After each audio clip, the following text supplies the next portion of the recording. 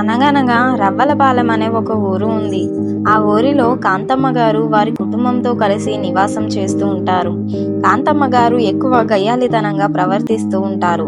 కాంతమ్మ గారి కోడలు తింగరితనంగా ప్రవర్తిస్తూ ఉంటుంది. ఈ కారణంగా కాంతమ్మ గారికి ఇంకా ఎక్కువగా కోపం వస్తుంది. ఇలా ఒకరోజు కాంతమ్మ గారు వాళ్ళ కూరగాయల తోటలోకి వెళ్తారు. తింగరి కోడలు కూడా అక్కడికి వెళ్తుంది. ఓసి నా తింగరు కూడలా, నువ్వు కూడా నా వెనకాలనే వచ్చావానే? సరే వస్తే వచ్చావు. ఈ కూరగాయలన్నీ బాగా పండిపోయి ఉన్నాయి, ఇవన్నీ కోయి. మీరు నన్ను ఎప్పుడు తింగరిది తింగరిది అని తిడుతున్నారు కదా అత్తయ్య. మిమ్మల్ని చూసి నేర్చుకుందామని మీ వెంటే వచ్చా. ఇవన్నీ నేనే కొయ్యాలి అత్తయ్య గారు, మీరు కూడా నాతో పాటు కలిసి కొయ్యొచ్చు కదా. కోసేదాన్ని నేనే, కానీ అక్కడ ఇంకొన్ని చెట్లు ఉన్నాయి, వాటికి నీళ్లు పోయాలి. ఆ పని నేను చేస్తా అత్తయ్య గారు, ఈ కూరగాయలు మీరు కొయ్యండి.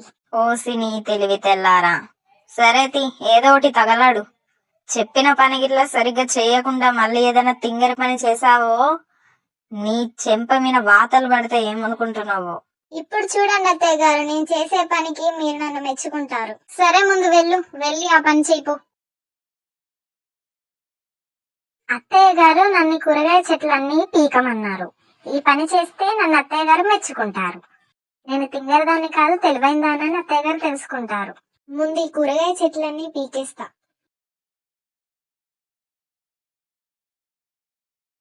ఓసే ఏం చేస్తున్నావే తింగరదానా? నేను అనుకున్నానే నువ్వు మళ్ళీ ఏదో వేషం వేస్తావని. ఓసి తింగరదానా, నేను నీకు చెట్లకు నీళ్లు పోయే అని చెప్పా, చెట్లను పీకి కుప్ప పెట్టే అని చెప్పలే. అయ్యా అత్తయ్య గారు, మీరు నీళ్లు పోయమన్నారా?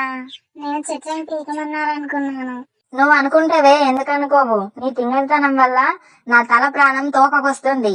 ముందు ఈ కూరగాయలన్నీ తెంపి తీసుకునిరా, అక్కడ చెట్లకు నీళ్లు పట్టేది ఉన్నది, నేను వెళ్లి చెట్లకు నీళ్లు పడతా. కాంతమ్మ గారికి వాళ్ళ తింగరి కోడలు చేసే తింగరి చేష్టల వల్ల ఇంకా చిరాకు వస్తుంది. ఆ తోటలో ఉన్న పనిని త్వరగా ముగించుకొని వాళ్ళు ఇంటికి వెళతారు. అత్తయ్య గారు ఆగండి. ఏమైందే తింగరదానా, ఎందుకు ఆపావు చెప్పు. అది కాదు అత్తయ్య గారు, ఇప్పుడు మనం తోటలో పని చేసి ఇంటికి వెళ్తున్నాం కదా. ఇంటికి వెళ్ళాక మనం ఎలాగో స్నానం చేయాలి. అదే ఈ గుంటలో స్నానం చేసామనుకో, మన ఇంటికాడి వాటర్ ని సేవ్ చేసినట్టు అవుతుంది. ఎలా ఉంది అత్తయ్య గారు నా ఐడియా? నీకు ఇంత తెలివి ఎక్కడి నుండి వచ్చిందే కోడలి పిల్ల? ఇంత పనికిరాని తనం, ఇంత పనికిరాని తెలివి నాకు నీ దగ్గర తప్ప ఎక్కడ కనబడతలేదే. అబ్బా నన్ను పొగడకండి అత్తయ్య గారు, నాకు సిగ్గేస్తుంది. ఇది నీకు ఏ రకంగా పొగడతలా కనిపిస్తుంది తలకాయ లేని కోడల? గుంటలో స్నానం చేస్తారే ఎప్పుడు, ఆ గుంట నీళ్లు బాగున్నప్పుడు. ఈ గుంటలో మొత్తం మురికి నీళ్లే ఉన్నాయి, ఇందులో స్నానం చేస్తే మన ఆరోగ్యం ఏం కావాలి? అబ్బా ఇక్కడ స్నానం చేద్దాం అత్తయ్య గారు, ప్లీజ్ అత్తయ్య గారు, ఇక్కడే స్నానం చేద్దాం అత్తయ్య గారు. నీకిలా కాదాగే, నీ సంగతి చెప్తా.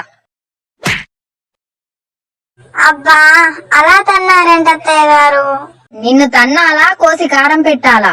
నీ తెలివి లేని తనం వల్ల నన్ను ఇబ్బంది పెడుతున్నావు కదే. నడు ఇంటికి ఫస్ట్. కాంతమ్మ గారు ఆవిడ కోడలు వాళ్ళిద్దరూ కలిసి ఇంటికి చేరుకుంటారు. కాంతమ్మ గారింటికి పక్కింటి మాధవి గారు చక్కెర కోసం వస్తారు. కాంతమ్మ గారు ఏంటి మాధవి, ఇప్పుడు లేని మా ఇంటికి వచ్చావు? అదేం లేదు కాంతమ్మ గారు, చాలా తలనొప్పిగా ఉంది. వంటగదిలోకి వెళ్ళి టీ పెట్టుకుందామని వెళ్ళా, చూస్తే చక్కెర అయిపోయింది. మీ దగ్గర తీసుకుందామని వచ్చా. ఏంటి మాధవి, మా ఇల్లు నీకు ఎలా కనిపిస్తుంది? సరుకులమ్మే దుకాణంలా కనిపిస్తుందా? మీ ఇంట్లో చక్కెర అయిపోతే మా ఇంట్లోకి వచ్చానని చెప్తున్నావు. అయ్యో మీరు అలా కోప్పడకండి కాంతమ్మ గారు, మీ దగ్గర ఉంటేనే ఇవ్వండి, మిమ్మల్ని ఇబ్బంది పెట్టట్లేదు కదా. ఏంటి నేను నీ కోపిష్టదానిలా కనిపిస్తున్నానా? మీ ఇంట్లో చక్కెర అయిపోతే దుకాణానికి వెళ్లి కొనుకొచ్చుకో, అంతేగాని పప్పు అయిపోయింది, ఉప్పు అయిపోయింది, చక్కెర అయిపోయింది, చాపత్తి అయిపోయిందని మా ఇంటికి ఇట్లా వచ్చావో నీ కాళ్ళు తిరగకూడదు ఏమనుకుంటున్నావో. వెళ్ళి ఇక్కడ ముందు. నీ ఇంటికి ఆడొస్తాడే గయ్యాలి ముసల్దానా, కళ్ళద్దాలు పెట్టుకొని కళ్ళద్దాల ముసల్దానా. ఏంటి నన్న ముసల్దానంటావా? ఆగే నీ సంగతి చెప్తా. అమ్మో ఇప్పుడు ముసల్దానికి దొరికితే కొట్టినా కొడుతుంది, ఇక్కడ నుండి పారిపోవడమే మంచిది. ఆగవే నీ పని చెప్తా.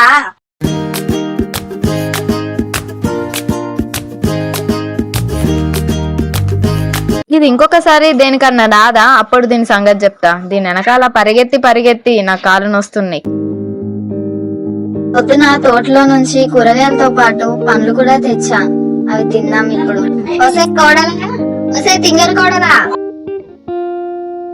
ఏంటి అత్తయ్య గారు నన్ను ప్రతిసారి తింగరి కోడలా అంటారు? నేను తెలివైన దాన్నే అత్తయ్య గారు. నీ తెలివి ప్రతిరోజు తెలుస్తుంది లేవే, అందుకే నిన్ను తింగరి కోడలా అని పిలుస్తున్నా. మీరు నన్ను ఎప్పుడు పొగిడారు అత్తయ్య గారు? చెప్పండి, ఎందుకు పిలిచారు నన్ను?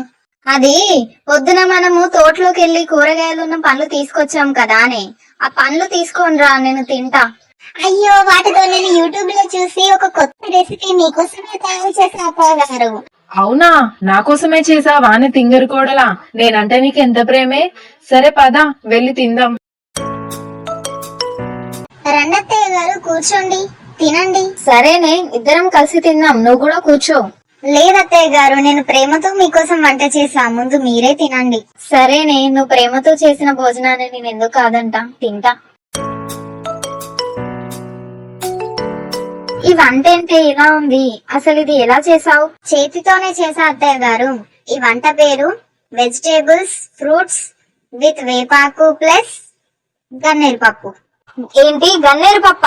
గన్నేరు పప్పు ఇందులో ఎందుకు వేసావే? నన్ను చంపేద్దాం అనుకున్నావు కదా. టేస్ట్ బాగుంటుందని నేనే వేసా అత్తయ్య గారు. టేస్ట్ బాగోలేదా? నీ మొహంలా ఉంది టేస్ట్.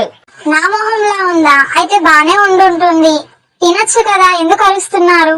బానే ఉండి ఉంటుందా అంటే నువ్వు తినలేదానే? లేదత్తయ్య గారు, ముందు మీకు పెట్టి మీరు బతికుంటే తర్వాత తిందాం అనుకున్నాను. ఎందుకో వాసన తేడాగా వచ్చింది అత్తయ్య గారు, తినాలంటే భయం వేసింది. ఇలాంటి వంటలు పెట్టి నన్ను చంపేద్దామనే ప్రయత్నిస్తున్నావు కదానే, అందుకే ఇలాంటి ప్రయోగాలు చేస్తున్నావు నా మీద. నీ పని ఇలా కాదు, ఆగే. అమ్మో, నేను జంప్. ఎక్కడికి వెళ్ళింది తింగరది? దీని సంగతి నేను తర్వాత చెప్తా. అమ్మో, ముందు నేను హాస్పిటల్కి వెళ్ళాలి.